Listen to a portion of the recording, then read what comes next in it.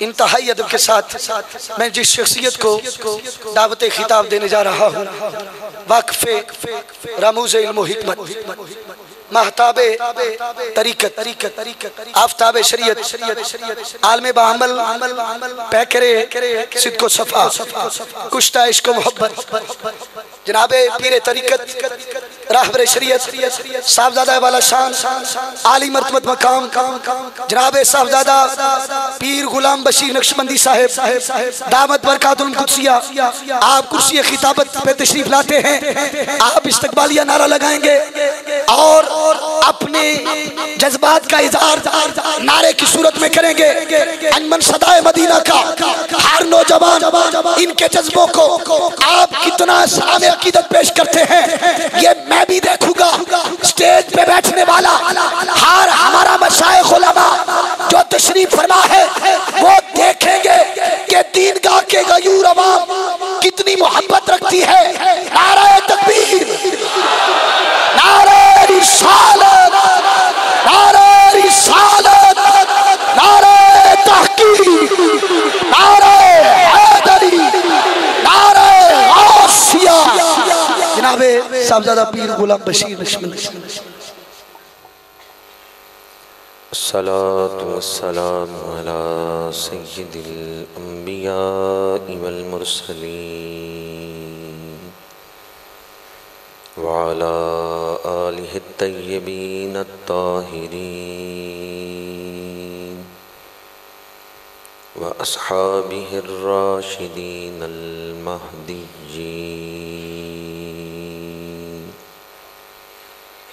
أما بعد فأعوذ بالله من الشيطان الرجيم، بسم الله الرحمن الرحيم، والسابقون الأولون من المهاجرين والأنصار والذين اتبعوهم بإحسان رضي الله عنهم ورضوا عنه، صدق الله مولانا العظيم، إن الله وملائكته يصلون على النبي، يا أيها الذين آمنوا صلوا عليه وسلموا تسليما، الصلاة والسلام عليك يا رسول الله وعلى آلك وأصحابك يا حبيب الله، الصلاة والسلام عليك يا خطيب الأنبياء والمرسلين وعلى آلك وأصحابك يا رحمة للعالمين۔ گلشن ولایت حضرت صاحبزادہ پیر اختر حسین اشرفی صاحب، قرۃ یونس صلحہ حضرت قبلہ شاہ صاحب، سجادہ نشین آستانہ عالیہ وڑا چوالا شریف، قرۃ یونس صلحہ حضرت صاحبزادہ فیض رسول صاحب زیدہ مجدہ، فاضل ذیشان حضرت علامہ صاحبزادہ داؤد انجم صاحب زیدہ مجدہ، فاضل نوجوان حضرت مولانا محمد زبیر صاحب، حضرت علامہ مولانا محمد زمان جلالی صاحب، انتہائی قابل احترام علماء کرام، مہمانان ذی وقار، برادران اسلام، حاضرین و سامعین، تمام تعریفیں اس ذات کے لیے جس کے سوا کوئی عبادت کے لائق نہیں ہے، ہر حمد اس ذات کے لیے جس کا کوئی شریک نہیں ہے، جس کا ذکر دلوں کی زندگی ہے، جس کی یاد دلوں کا سکون ہے، وہ ہمارا خالق ہے، ہمارا مالک ہے اور ہمارا رازق ہے۔ اسی کے امر سے وجود ملا ہے اور اسی کی طرف واپس لوٹ کے جانا ہے۔ وہ بے نیاز ہے، باقی ہر شے اس کی نیاز مند ہے۔ وہ واجب الوجود ہے، باقی ہر شے ممکن الوجود ہے۔ دنیا کے تمام سمندر سیاہی بنا لیے جائیں، تمام درختوں کی کلمیں بنا لی جائیں، تمام انسان اور فرشتے اللہ کی حمد لکھنے بیٹھ جائیں، یہ سب ختم ہو جائیں گے، اللہ کی حمد ختم نہیں ہوگی۔ سبحان ربک رب العزت عما یصفون وسلام علی المرسلین والحمد للہ رب العالمین۔ اللہ تعالیٰ کی حمد کے بعد بے شمار درود و سلام اس ہستی پاک پر جو ہمارے درود کے محتاج نہیں، اللہ ان پہ درود بھیج رہا ہے، اللہ کے فرشتے ان پہ درود بھیج رہے ہیں۔ بے شمار درود و سلام اس ہستی پاک پر جن کا وجود ابتدا میں تخلیق کائنات کا باعث بنا ہے، درمیان میں ہدایت کا باعث بنا ہے اور آخر میں نجات کا باعث بنے گا۔ نگاہ عشق و مستی میں وہی اول وہی آخر، وہی قرآن وہی فرقان وہی یاسین وہی طٰہٰ۔ حمد و صلوات کے بعد حضور کی آل پر، آپ کے اصحاب پر اور آپ کی امت کے اولیاء پر اللہ بے شمار رحمتوں کا نزول فرمائے۔ اس وقت میں اور آپ ایک سعادت افروز بصیرت نواز محفل میں بیٹھے ہوئے ہیں۔ جو قدم مسجد کی طرف اٹھتے ہیں وہ جنت کی طرف اٹھ رہے ہیں۔ جب آدمی گھر سے مسجد کا ارادہ لے کے نکلتا ہے تو ہر ایک قدم پہ اللہ اس کے گزشتہ گناہوں کو معاف کر دیتا ہے۔ آج آپ لوگ جب اس محفل سے واپس اپنے گھروں کی طرف لوٹیں گے تو یہاں سے خالی ہاتھ نہیں جائیں گے، بلکہ اپنی جھولیاں بخشش کے پھولوں سے بھر کے جائیں گے، اپنے دامن رحمت کے پھولوں سے بھر کے جائیں گے۔ میں انجمن صدائے مدینہ کے تمام اراکین کو ہدیہ تبریک اور خراج تحسین پیش کرتا ہوں، جنہوں نے سالانہ درس قرآن مجید کا خوبصورت انتظام فرمایا۔ جہاں تک ماہانہ درس قرآن مجید کا تعلق ہے، آج 50واں درس قرآن انعقاد پذیر ہے۔ فروغ فکر قرآن اور فروغ محبت رسول کے جذبے کے ساتھ اس ماہانہ درس قرآن مجید کا اہتمام کیا جا رہا ہے۔ دعا گو ہوں کہ خالق کائنات منتظمین کے حسن نیت سے بڑھ کر اجر عظیم عطا فرمائے۔ آج ایک خاص رات ہے۔ ایک تو نسبت ہے کہ شب جمعہ ہے، اور جو شب جمعہ ہے وہ ایک فضیلت والی رات ہے، کیونکہ کل جو دن آ رہا ہے وہ سید الایام ہے، جمعۃ المبارک کا دن۔ اور دوسری نسبت یہ کہ آج 22 جمادی الثانی کی رات ہے، اور 22 جمادی الثانی پیکر صدق و صفا، کشتہ تسلیم و رضا، رونق بازار مصطفیٰ، حامل اسرار مصطفیٰ، یار غار مصطفیٰ اور یار مزار مصطفیٰ، حضرت سیدنا صدیق اکبر رضی اللہ تعالی عنہ کا یوم وصال ہے۔ مجھے میزبان دوستوں نے اسی حوالے سے چند گھڑیاں گفتگو کرنے کے لیے کہا ہے، کیونکہ آپ کا یوم وصال ہے، تو آپ کی بارگاہ میں، حضرت سیدنا صدیق اکبر رضی اللہ تعالیٰ عنہ کی بارگاہ میں ہم سب اجتماعی طور پر ارمغان نیاز ارمغان عقیدت پیش کریں گے۔ اللہ تعالیٰ مجھے حق گوئی کی توفیق عطا فرمائے۔ اللہ تعالیٰ نے انسانوں کی ہدایت کے لیے انبیاء کرام کو دنیا میں بھیجا، سب سے آخر میں ختم نبوت کا تاج پہن کر دین کو مکمل کرنے کے لیے میرے اور آپ کے آقا کریم صلی اللہ علیہ وآلہ وسلم دنیا میں تشریف لائے۔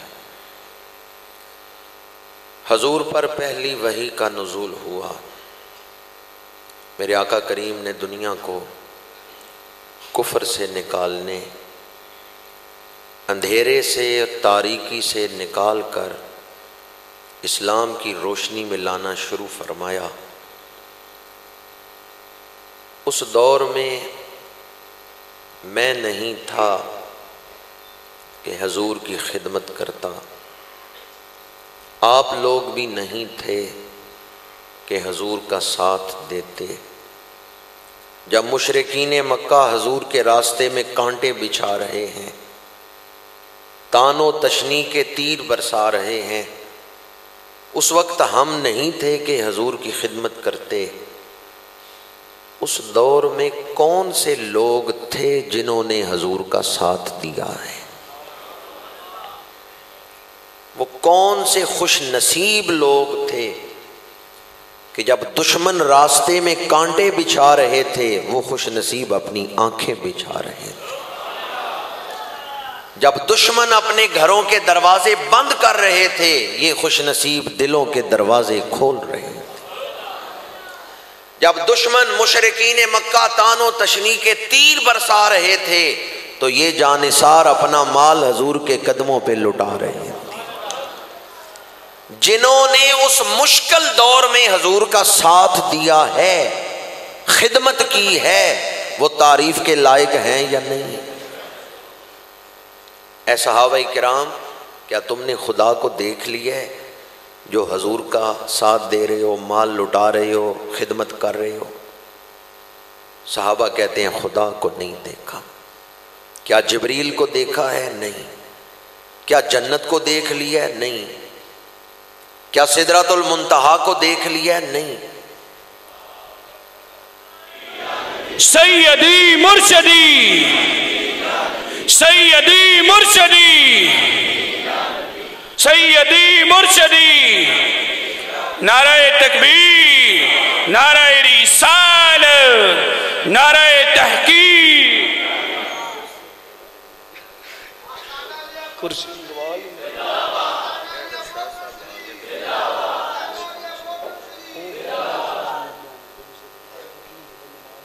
شان پیر سید زہد صدیق شاہ بخاری آستانہ علیہ بوکن شریف، آپ ہماری محفل پاک کی رونق بنے۔ دل کی اتھا گہرائیوں سے آپ کو خوش آمدید کہتا ہوں۔ سارے دوست خاموشی سے تشریف رکھیں اور خطاب شروع ہو رہا ہے۔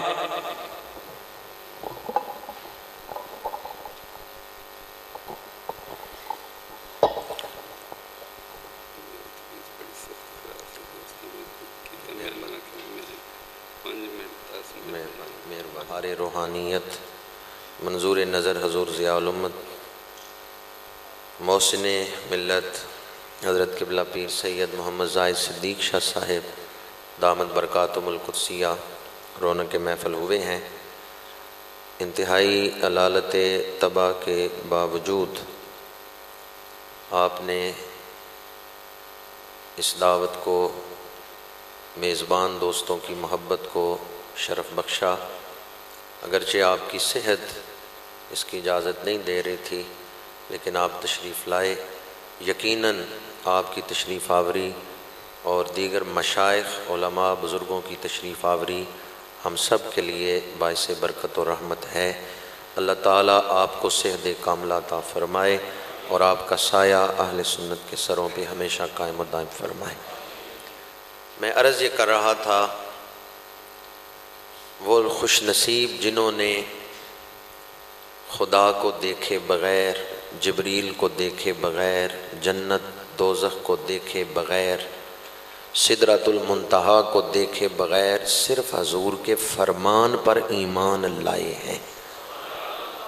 مشکل دور میں حضور کا ساتھ دیتے رہے ہیں، وہ تعریف کے قابل ہیں یا نہیں؟ آپ تعریف کریں نہ کریں، اللہ ان کی تعریف کر رہا ہے۔ والسابقون الاولون من المہاجرین والانصار، فرمایا پہل کر کے سبقت لے جانے والے مہاجرین میں سے اور انصار میں سے، والذین اتبعوہم بإحسان، اور وہ جنہوں نے احسان کے ساتھ اچھے انداز کے ساتھ ان کی پیروی کی، رضی اللہ عنہم، اللہ ان سے راضی ہو گیا، وردوا عنہ، اور وہ اللہ سے راضی ہو گئے۔ یہاں شان صحابہ قرآن مجید فرقان حمید کے ان الفاظ پر غور کرنے سے واضح ہو جائے گی، والذین اتبعوہم، جنہوں نے صحابہ کی پیروی کی۔ علماء بیٹھے ہیں، ان سے پوچھیں یہ ہم ضمیر کس کی طرف لوٹ رہی ہے؟ والذین اتبعوہم والسابقون الاولون، وہ جو پہل کر کے سبقت لے گئے، جنہوں نے ان کی پیروی کی، والذین اتبعوہم، جنہوں نے ان صحابہ کی پیروی کی، بے احسان، احسان کے ساتھ، اچھے انداز کے ساتھ، آداب شریعت کے ساتھ، رضی اللہ عنہم، اللہ ان سے راضی ہو گیا۔ کن کی پیروی کرنے والوں پر اللہ راضی ہوا؟ جی دوبارہ کہہ رہا ہوں، علماء سے پوچھیں ہم ضمیر کن کی طرف لوٹ رہی ہے؟ صحابہ کرام کی طرف، جنہوں نے صحابہ کی پیروی کی، اللہ ان سے۔ اب قرآن مجید کا نچوڑ ہے یہ آیت، قل ان کنتم تحبون اللہ فاتبعونی یحببکم اللہ۔ جو لوگ حافظ نہیں انہیں بھی یہ آیت آتی ہے، قل ان کنتم تحبون اللہ فاتبعونی یحببکم اللہ۔ اللہ فرماتا ہے محبوب اعلان فرما دیجئے اگر تمہیں اللہ سے محبت ہے میری پیروی کرو، اللہ تمہیں اپنا محبوب بنا لے گا۔ فاتبعونی، میری پیروی کرو۔ اب یہ دو آیتیں سامنے رکھیں، ایک میں فرمایا فاتبعونی، دوسری آیت میں والذین اتبعوہم۔ ایک جگہ فرمایا جو رسول اللہ کی پیروی کرے گا وہ اللہ کا محبوب، اور دوسری جگہ فرمایا جو صحابہ کی پیروی کریں گے اللہ ان سے راضی ہو گیا۔ اب ان دونوں آیتوں میں تطبیق کیسے؟ ایک جگہ تو حضور کی اتباع کا ذکر ہے، دوسری جگہ صحابہ کی اتباع کا ذکر ہے۔ مفسرین کہتے ہیں ان دونوں آیتوں میں مطابقت یہ ہے، صحابہ کو چھوڑ کے حضور کی اتباع نہیں ہو سکتی۔ اللہ کی پہچان ملے گی دروازہ مصطفیٰ سے، اور مصطفیٰ کریم کی پہچان ملے گی دروازہ صحابہ سے۔ حضور کو چھوڑ کے خدا نہیں مل سکتا، اور صحابہ کو چھوڑ کے حضور نہیں مل سکتے۔ خدا کو پانا ہے تو دروازہ مصطفیٰ پہ آنا ہوگا، اور حضور کو پانا ہے تو دروازہ صحابہ پہ آنا ہوگا۔ اللہ کن باتوں سے راضی ہوتا ہے، کن سے ناراض ہوتا ہے، اللہ کی شانیں کیا ہیں، یہ حضور بتائیں گے، اور حضور نے انسانیت کو کیا کچھ دیا ہے یہ صحابہ بتا رہے ہیں۔ اس لیے مکتوبات امام ربانی شریف، امام ربانی سیدنا مجدد الفسانی رحمۃ اللہ تعالی علیہ نے فرمایا اگر صحابہ کی دیانت اور امانت پر ایمان نہ ہو قرآن اور حدیث پہ ایمان نہیں رہتا۔ قرآن اور حدیث پہ ایمان کے لیے صحابہ کی دیانت پر ایمان ضروری ہے۔ جو لوگ قرآن اور حدیث پر براہ راست حملہ نہیں نہ کر سکتے تھے، اسلام کی دشمنی، انہوں نے کہا پہلے صحابہ پر حملہ کرو، جن کے ذریعے قرآن اور حدیث ہمیں ملے ہیں۔ اور بڑی ذمہ داری سے یہ بات کر رہا ہوں، صحابہ کی شان پر حملہ قرآن اور حدیث پر حملہ ہے۔ بدر کے میدان میں میرے آقا کریم نے دعا فرمائی، دشمن 1000 کی تعداد میں، صحابہ 313۔ دعا آپ سب نے بارہا سنی ہوگی۔ مٹھی بھر مسلمان 1000 کے سامنے کھڑے ہیں تو میرے آقا دعا فرماتے ہیں اللہم ان تہلک ہذہ الاصحابہ لن تعبد فی الارض بعد ہذہ، لن تعبد فی الارض الی یوم القیامہ۔ پروردگار اگر آج میرے یہ مٹھی بھر غلام مارے گئے قیامت تک زمین میں تیری عبادت نہیں کی جائے گی۔ کیا مطلب ہے اس دعا کا؟ ابو بکر بچیں گے اسلام بچے گا، عمر بچیں گے اسلام بچے گا، شیر خدا علی المرتضیٰ بچیں گے اسلام بچے گا۔ آج بدری صحابہ کی وہ دعا اگر کسی کو یاد ہو، کبھی شان صحابہ میں بے ادبی نہ کرے۔ نگاہ مصطفیٰ سے پوچھو صحابہ کی شان کیا ہے۔ میرے آقا نے دعا مانگی، پروردگار اگر یہ مٹھی پر غلام مارے گے زمین میں کوئی تیری عبادت نہیں قیامت تک کرے گا۔ صحابہ بچیں گے تو اسلام بچے گا، صحابہ بچیں گے تو۔ یہ دعائے رسول کا پیغام میں آپ کو سنا رہا ہوں۔ جو صحابہ پہ حملہ کر رہے ہیں وہ کس پہ حملہ کر رہے ہیں جی؟ جو صحابہ پہ حملہ کر رہے ہیں وہ کس پہ حملہ کر رہے ہیں؟ صحابہ کا ادب واجب ہے۔ کلن وعد اللہ الحسنی، اللہ نے تمام صحابہ سے جنت کا وعدہ فرما لیا ہے۔ یا ابھی آیت نازل ہوئی کنتم خیر امت، اس وقت سامنے امت کون سی تھی جنہیں اللہ فرما رہے کنتم خیر امت؟ اس کا پہلا مصداق صحابہ کرام ہے۔ اگرچہ قیامت تک آنے والی امت اس کے عموم میں شامل ہے، پر جب یہ آیت نازل ہوئی تم سب سے بہترین امت ہو، سامنے امت کون سی ہے؟ صحابہ کرام۔ آج حضور کے صحابہ اسلام کی تاریخ کے مشکل ترین دور میں حضور کی خدمت کرنے والے خوش نصیبوں کی شان اس مسجد میں نہیں بیان ہو رہی، حضرت موسیٰ کے دربار میں بھی ہوتی رہی ہے، حضرت عیسیٰ کے دربار میں بھی ہوتی رہی۔ علماء بیٹھے ہیں، ان سے پوچھیں قرآن نے بیان کیا ہے محمد الرسول اللہ والذین معہ اشداء علی الکفار رحماء بینہم تراہم رکعا سجدا یبتغون فضلا من اللہ ورضوانا سیماہم فی وجوہہم من اثر السجود ذالک مثلہم فی التوراۃ ومثلہم۔ علماء بیٹھے ان سے پوچھ لیں، قرآن کہہ رہے ہیں ان کا ذکر تورات میں بھی ہے، ان کا ذکر انجیل میں بھی۔ ذالک مثلہم فی التوراۃ ومثلہم فی الانجیل۔ حضرت موسیٰ بھی حضور کے صحابہ کی شان اپنی امت کے سامنے بیان کرتے رہے ہیں، اور حضرت عیسیٰ بھی حضور کے صحابہ کی شان اپنی امت کے سامنے بیان کرتے رہے۔ کلنکی پران ہندوؤں کی کتاب ہے، ہندوؤں کی کتاب کلنکی پران میں ہے کہ آخری دور میں محمد جنم لے گا سومتی کے گھر وشنو ایس کے گھر سومتی کی گود میں۔ وشنو ایس کا مطلب ہے عبداللہ، وشنو ایس کے گھر سومتی کی گود میں، سومتی کا عربی میں ترجمہ ہے آمنہ۔ وشنو ایس کے گھر سومتی کی گود میں محمد جنم لے گا، دھوپ میں نکلے گا تو بادل سایہ کریں گے، اس کے 4 ویر اس کے دھرم کو دنیا میں پھیلا دیں گے۔ ہندوؤں کی کتاب کلنکی پران میں بھی صحابہ کا ذکر موجود ہے، اس کے 4 ویر اس کے دھرم کو دنیا میں پھیلا دیں گے۔ یوں تو سارے صحابہ شان والے، پر درجے میں سارے صحابہ برابر نہیں، درجے میں فرق ہے۔ وہ خوش نصیب جنہوں نے صلح حدیبیہ میں حضور کی بیعت کی، بیعت رضوان قصاص سیدنا عثمان غنی کے لیے، وہ باقی صحابہ میں زیادہ شان رکھتے ہیں، جنہیں اللہ نے یہ عظمت عطا فرمائی لقد رضی اللہ عن المؤمنین اذ یبایعونک تحت الشجرہ۔ محبوب جنہوں نے درخت کے نیچے بیٹھ کے آپ کی بیعت کی ہے، اللہ ان سے راضی ہو گیا ہے۔ تو اس بیعت کو کہا گیا بیعت رضوان۔ وہ 1500 صحابہ جنہوں نے بیعت رضوان کی، وہ باقی تمام صحابہ میں زیادہ شان رکھتے ہیں۔ پھر یہ 1500 صحابہ بھی درجے میں برابر نہیں، ان میں جو بدری صحابہ ہیں 313 وہ زیادہ شان رکھتے ہیں۔ حدیبیہ میں بیعت رضوان کرنے والوں میں زیادہ شان کس کی ہے؟ بدری صحابہ کی۔ بدری صحابہ بھی سارے درجے میں برابر نہیں، بدری صحابہ میں 10 مبشرہ کی شان زیادہ ہے۔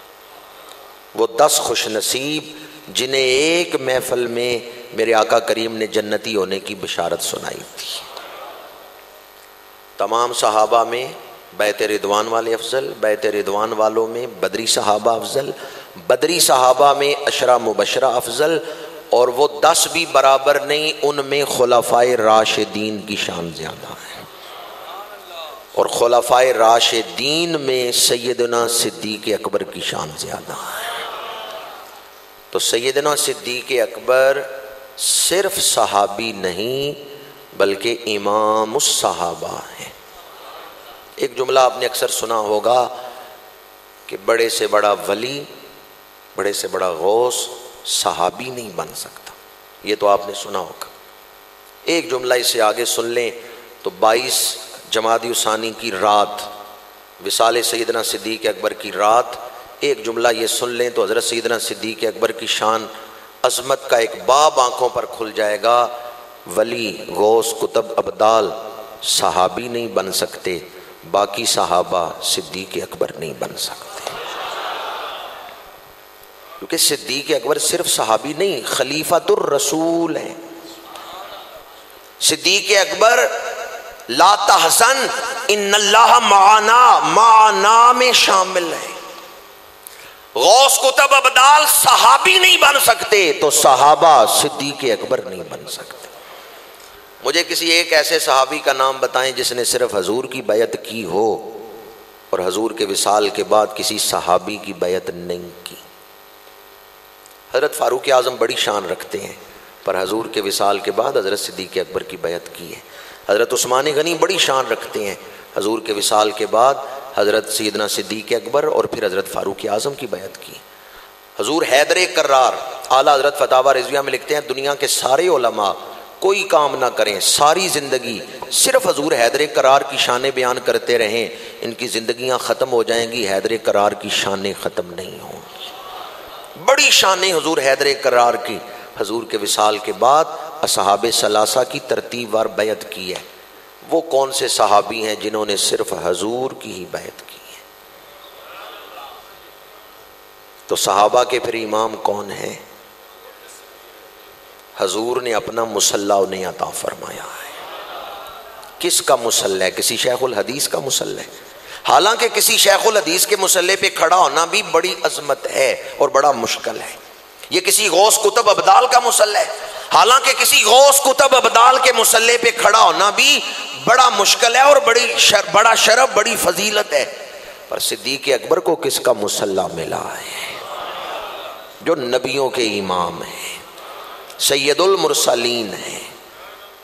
امام الانبیاء صلی اللہ علیہ وآلہ وسلم نے اپنا مصلی اپنی امت میں پہلا امام حضور نے بنایا حضرت صدیق اکبر کو۔ اپنی امت میں پہلا امام حضور نے سیدنا صدیق اکبر کو بنایا، اپنا مصلی حضور نے سیدنا صدیق اکبر کو عطا فرمایا۔ اس لیے میں کہتا ہوں غوثوں کے لیے، ولیوں کے لیے صحابی بننا مشکل ہے تو صحابہ کے لیے صدیق اکبر بننا مشکل ہے۔ یہ خلیفۃ الرسول ہیں، یہ معنا کی معیت میں شامل ہیں، یہ مصلی رسول پہ سب سے پہلے کھڑے ہونے والے خوش نصیب ہیں۔ حضرت سیدنا صدیق اکبر رضی اللہ تعالی عنہ کی عظمت یہ ایک الگ عنوان ہے، آپ کی سیرت اور جذبہ عشق رسول یہ ایک الگ عنوان ہے۔ آپ ممبر پہ جلوہ گر ہوئے، حضور کے وصال مبارک کے بعد صحابہ کا پہلا اجماع خلافت صدیق اکبر پہ ہوا ہے۔ جس کو یہی نہیں پتا اجماع کسے کہتے ہیں یا اجماع صحابہ کی شان کیا ہے، اسے کوئی حق نہیں حاصل کہ خلافت صدیقی پر بات کریں۔ پہلے تو اجماع کو سمجھ لیں، پھر اجماع صحابہ کی شان۔ جس بات پر صحابہ کا اجماع ہو گیا، بعد میں آنے والی امت کے سارے علماء، مفسرین، محدثین مل جائیں، اجماع صحابہ کو توڑ نہیں سکتے۔ صحابہ کا پہلا اجماع خلافت صدیق اکبر پہ ہوا ہے۔ سیدنا صدیق اکبر رضی اللہ تعالیٰ عنہ ممبر پہ جلوہ گر ہوئے تو ممبر رسول پہ اس جگہ بیٹھے ہیں جہاں حضور بیٹھتے تھے، وہاں بیٹھے ہیں حضرت صدیق اکبر، بلکہ وہاں بیٹھے ہیں جہاں میرے آقا قدم رکھتے تھے۔ ادب سکھایا ہے قیامت تک آنے والی امت کو، ہمیں جو کچھ ملا ہے حضور کے قدموں میں بیٹھنے سے ملا۔ سیدنا صدیق اکبر کہاں بیٹھے؟ جہاں حضور کے قدم۔ نماز پڑھانے کا وقت آیا، جہاں میرے آقا کریم مصلی پہ کھڑے ہو کے نماز پڑھاتے ہیں، وہاں سیدنا صدیق اکبر نے حضور کے قدموں کے اوپر قدم رکھ کے نماز پڑھائی ہے۔ نہیں. اپنا مصلی پیچھے کر کے بچھایا ہے, اور کتنا پیچھے کر کے, جہاں میرے آقا کریم کے قدم لگتے تھے وہاں صدیق اکبر اپنی پیشانی زمین پہ رکھ رہے ہیں. جہاں حضور سجدہ فرماتے تھے سیدنا صدیق اکبر نے وہاں دیوار بنوا دی, مبادا کسی کا پیر نہ آئے. یہاں 1400 سال گزر گئے, بادشاہتیں بدلتی رہیں, حکمران بدلتے رہے, کسی نے وہ دیوار نہیں گرائی جو حضرت صدیق اکبر نے بنائی تھی. مسجد نبوی وسیع ہو گئی, امامت کا مصلی آگے چلا گیا, صفیں آگے بن گئیں, لیکن وہ دیوار جو سیدنا صدیق اکبر نے بنوائی تھی اس کو نہیں گرایا. اس کو موٹا کیا ہے اور کھلا کیا ہے, لیکن اس کو ختم نہیں کیا. کیوں؟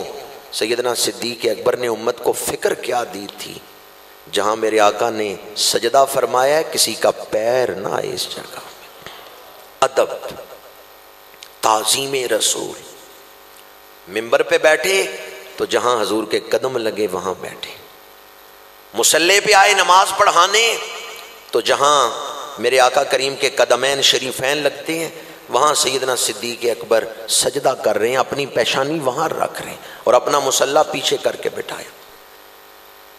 بعض لوگ ہم سے ادب کے بارے میں, ہم کوئی ادب کریں نا تو کہتے ہیں اس پر حدیث دکھاؤ, ادب رسول پر قرآن کی آیت دکھاؤ, حدیث دکھاؤ. میں کہتا ہوں سیدنا صدیق اکبر حضور کے قدمین والی جگہ پہ بیٹھ رہے ہیں, کوئی حدیث تو دکھاؤ کہ حضور نے منع فرمایا ہو میرے ممبر پر نہ بیٹھنا جہاں میں بیٹھتا ہوں.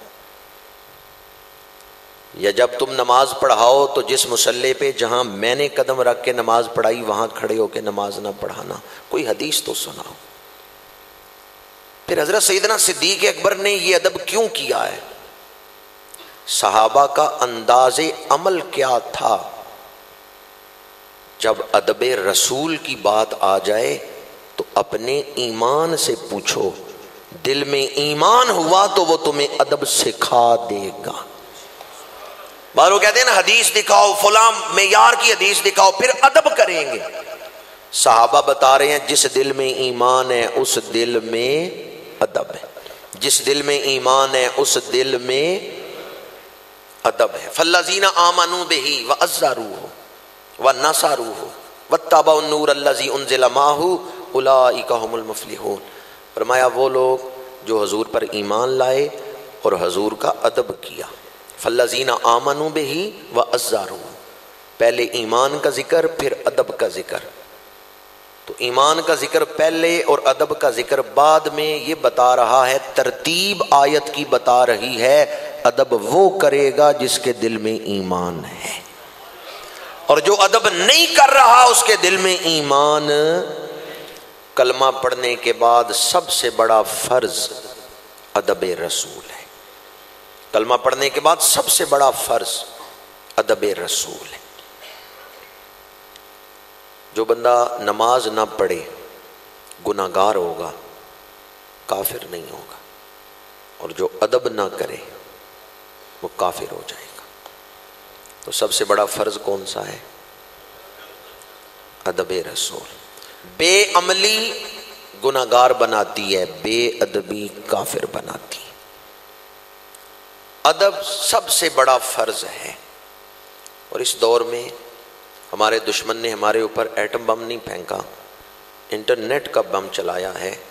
غیر تربیت یافتہ قوم کے ہاتھوں میں موبائل آ گئے ہیں, علماء سے مضبوط تعلق نہیں ہے, دین کی مبادیات کا علم نہیں ہے, اور نیٹ پہ طرح طرح کی باتیں سننے کو مل جاتی ہیں. ادب سے لوگ محروم ہو رہے ہیں. میں آپ کی خدمت میں دست بست عرض کروں گا, عمل تھوڑا ہو لیکن ادب کے ساتھ ہو وہ قبول ہے. عمل بڑا ہو ادب نہ ہو اس عمل کی کوئی حیثیت نہیں. صلح حدیبیہ کے موقع پر حضرت عثمان غنی رضی اللہ تعالیٰ عنہ نے عمرہ کیوں چھوڑا تھا؟ اسی وجہ سے حضور کا ادب پہلے, عمرہ بعد. حضور کا ادب چھوڑ کے میں کعبے کا طواف نہیں کروں گا. آج جس دور میں ہم زندگی گزار رہے ہیں, فتنے کئی صورتوں میں رنگ بدل بدل کے آ رہے ہیں. تو انٹرنیٹ میں بالخصوص فیس بک میں بغیر تحقیق کی باتیں چڑھ رہی ہیں, ان پر کبھی اعتبار نہ کریں. انٹرنیٹ سے حدیث پڑھ کے علماء سے پوچھیں کہ کیا واقعی اس حوالے کی حدیث اس کتاب میں موجود ہے؟ میں نے خود کئی باتیں دیکھی ہیں، حوالہ کچھ اور لکھا ہوا ہے، اس کتاب میں حدیث ہے ہی نہیں ہے، یا بسا اوقات حدیث کا متن ہی غلط لکھا ہوا ہے، ترجمہ ہی غلط لکھا ہوا ہے، وہ حدیث کا مفہوم ہے ہی نہیں ہے۔ اس لیے صرف فیس بک پہ کوئی حدیث پڑھ کے عمل نہ شروع کریں، علماء سے رابطہ کریں، ان سے تحقیق کروائیں، اور اسی طرح کسی چرب زبان کی تقریر سن کے وہاں اپنا عقیدہ نہ بنا لیں، علماء سے بیٹھ کے ضروریات دین سیکھیں، عقیدہ سیکھیں۔ کچے ذہن کے نوجوان، غیر تربیت یافتہ قوم انٹرنیٹ سے فائدہ نہیں حاصل کر سکتی، پختہ ذہن کا ہو اور تربیت یافتہ ہو وہ نیٹ سے فائدہ حاصل کر سکتے۔ آج ہمیں بے ادب بنانے کے لیے اربوں روپے خرچ کیے جا رہے ہیں۔ میں حضرت سیدنا صدیق اکبر رضی اللہ تعالیٰ عنہ کا ذکر کر رہا تھا، اور اس میں ادب رسول کا ذکر آیا، اور ادب رسول کے حوالے سے آج اس اجتماع میں میں اس ہستی کو خراج تحسین پیش کرتا ہوں جس نے اپنی جان پہ کھیل کر گستاخوں کے منہ بند کیے۔ زمانے قدر کر ان کج کلاہانی محبت کی، کہ پیدا اس نمونے کے جواں ہر دم نہیں ہوں گے۔ آج انجمن صدائے مدینہ کی دعوت پر درس قرآن مجید میں بیٹھے ہوئے تمام مسلمان حضور کے غلام غازی ممتاز حسین قادری شہید کی عظمت کو سلام پیش کرتے ہیں۔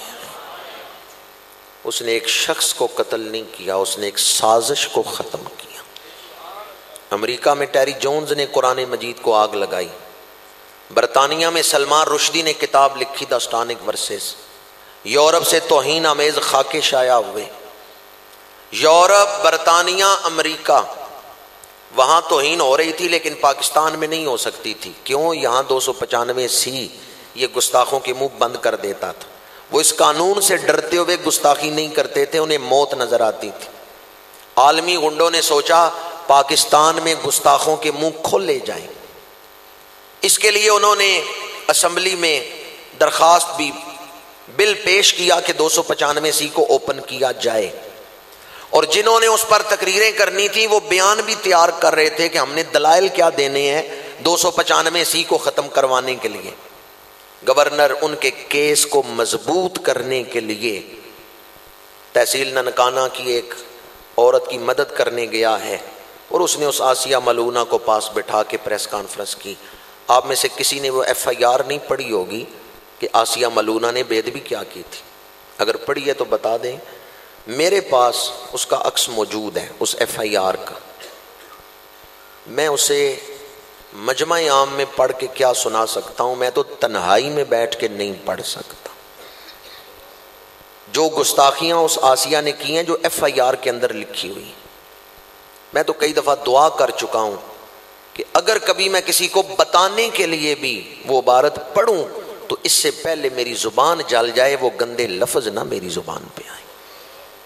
اب آپ اندازہ لگا لیں اس نے کتنی بڑی بے ادبیاں کی ہوں گی۔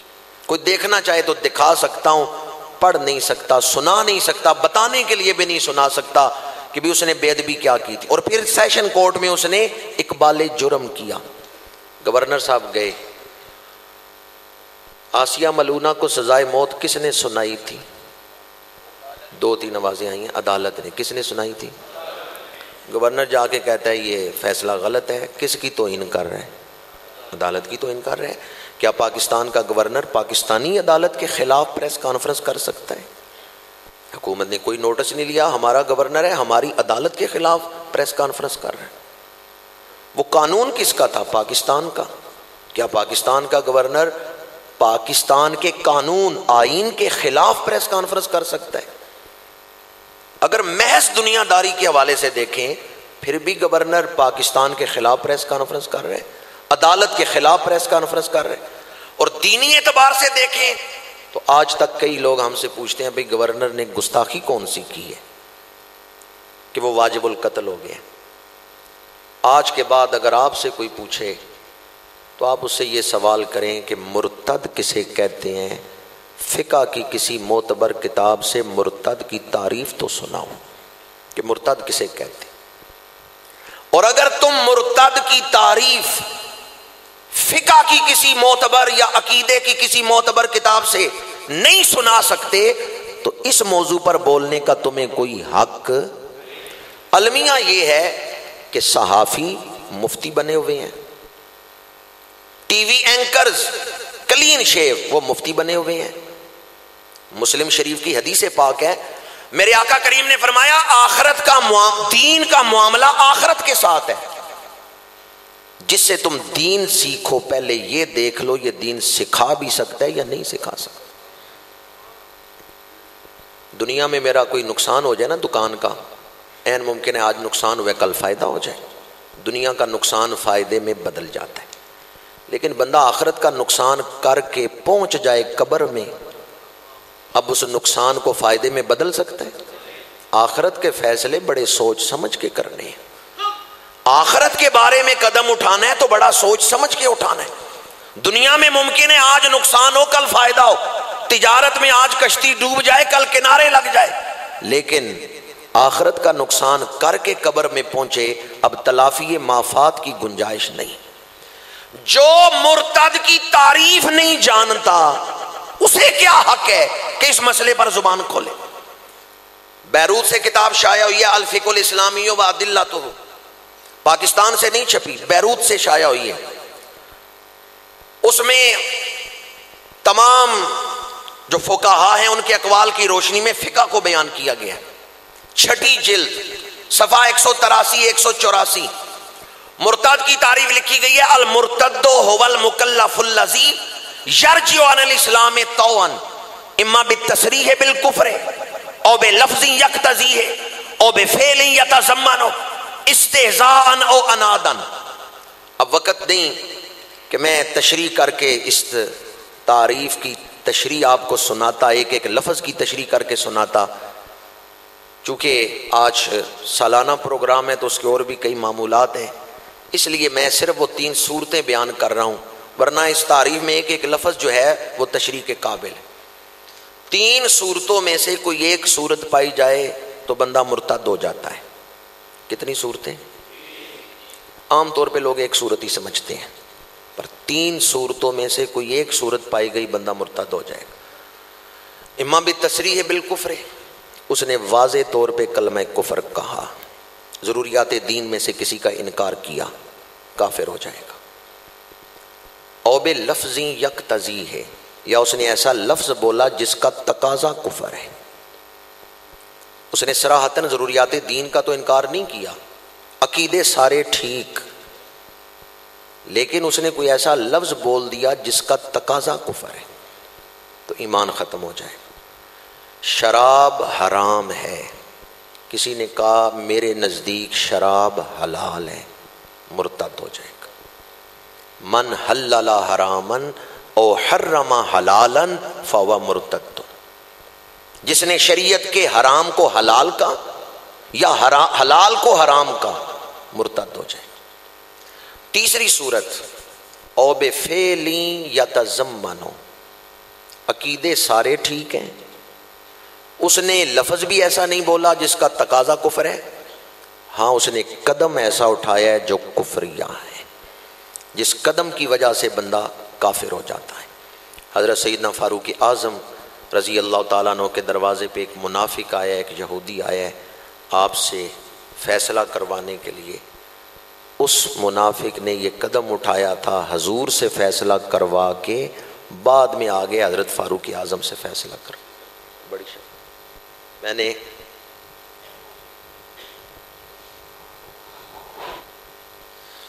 پہلے بھی عرض کیا تھا کہ حضرت قبلہ شاہ صاحب نے بڑی شفقت فرمائی، بیماری کے باوجود تشریف لائے، مسلسل سفر، ادارے کی مصروفیات، لیکن اس کے باوجود آپ نے انجمن صدائے مدینہ کے احباب کی دعوت کو شرف بخشا، تشریف لائے۔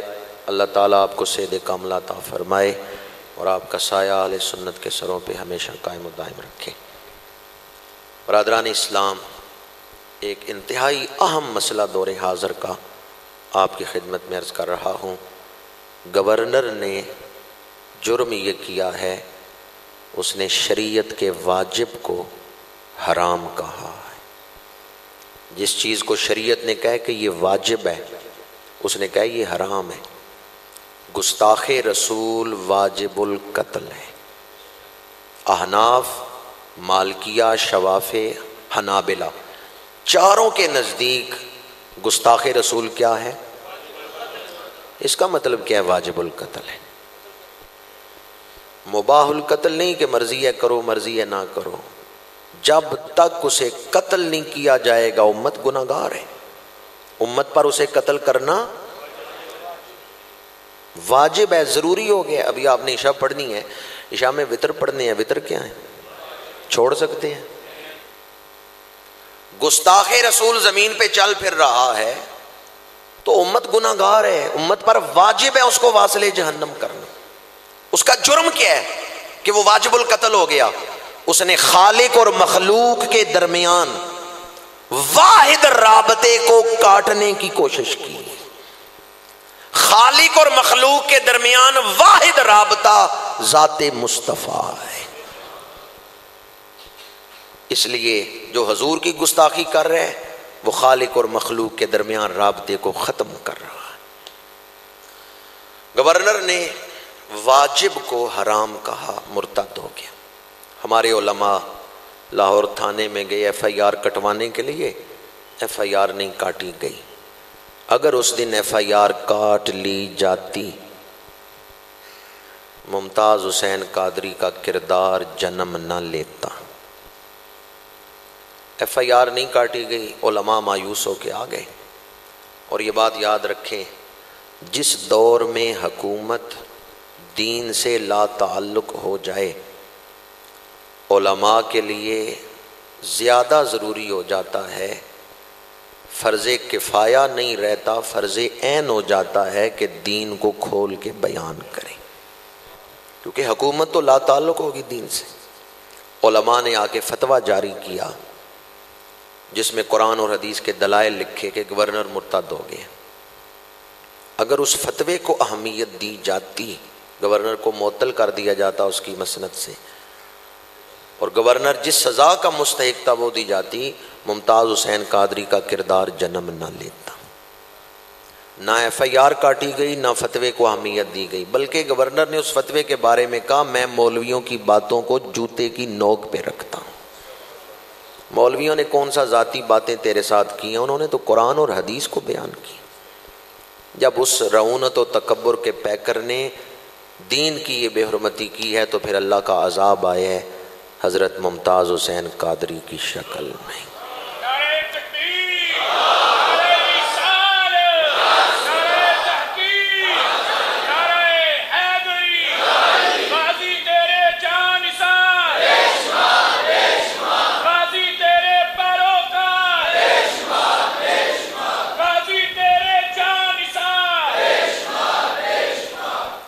اللہ کریم نے اس رعونت و تکبر کے پیکر کو بتا دیا ملازم تیرا ہوگا، ڈیوٹی میری دے رہا ہوں۔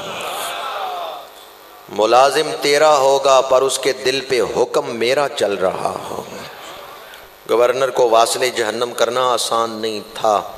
9 عمر بچہ، چند دن ہوئے ہیں، غائی صاحب کا بچہ دودھ پیتا شیر خوار بچہ، اسے چھوڑ کر اور بوڑھے باپ کو چھوڑ کر اس راستے پہ چلنا بڑا مشکل تھا، پر یہ کون سر سے کفن لپیٹے چلا ہے الفت کے راستے پر، فرشتے حیرت سے تک رہے ہیں یہ کون ذی احترام آیا۔ باہر والد دعا کر رہا تھا یا اللہ میرے بیٹے کو رہائی عطا فرما، بہنیں دعا کر رہی تھی ہمارے بھائی کو رہائی عطا فرما، عوام دعا کر رہے تھے یا اللہ اس عاشق کو رہائی عطا فرما، پر جیل کی سلاخوں کے اندر وہ عاشق دعا کر رہا تھا یا اللہ مجھے شہادت عطا فرما۔ کس کی دعا قبول ہوئی ہے؟ جب آخری ملاقات کے لیے گھر والے گئے ہیں نا تو غائی صاحب نے پہلا جملہ ہی یہ بولا ہے، تمہاری دعائیں اللہ نے قبول نہیں کی، میری دعا قبول کر لی ہے، آج میں جا رہا ہوں حضور کی بارگاہ میں۔ غائی صاحب کو یقین تھا میں تختہ دار پہ نہیں چڑھ رہا، میں مدینہ منورہ جا رہا۔ غائی صاحب کو یقین تھا میں پھانسی کے پھندے پہ نہیں جھولنے جا رہا، میں تو حضور کے بازوؤں میں جھولوں۔ یہ کون سر سے کفن لپیٹے چلا ہے الفت کے راستے پر، سپاہیوں کے جنازے ہم نے پڑھے ہیں، پر کبھی کسی سپاہی کا جنازہ نہیں اتنا دیکھا جتنا جنازہ غازی ممتاز حسین قادری کا دیکھا۔ تھے تو ایک سپاہی، پر عزت کے کس مقام پر اللہ نے پہنچا دیا ہے۔ کراچی سے پشاور تک کوئی معروف عالم دین ایسا نہیں جو وہاں موجود نہ ہو۔